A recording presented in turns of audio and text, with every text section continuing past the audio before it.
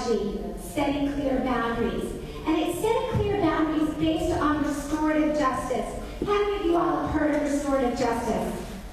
Awesome. So restorative justice is actually something that Superintendent Larry is all over. And I hope that we're really going to get this. So basically, instead of, well, rewind. When kids don't know how to read, what do? We teach them.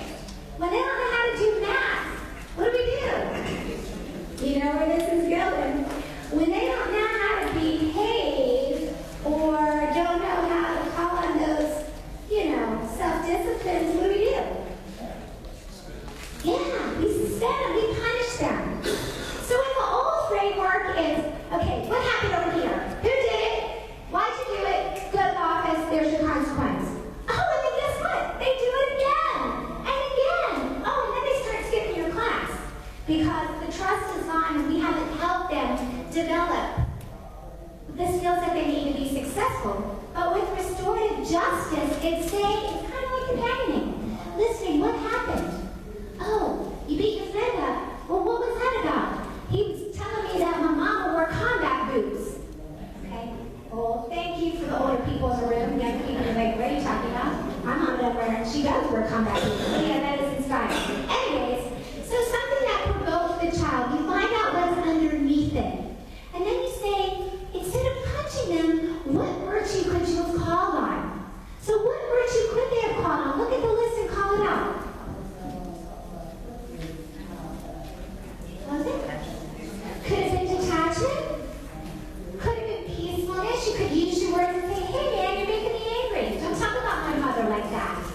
Right? Detachment, they would have walked away. Self-discipline, just said whatever was on their mind without punching them. See how these character qualities become transferable skills? So then you give them the opportunity to role play what it's going to look like in the future. We're teaching them. Okay, so next time somebody says something that makes you pissed, what are you going to do if you call on detachment or peacefulness? Tell me. Cool, you're coaching them. But you don't stop there.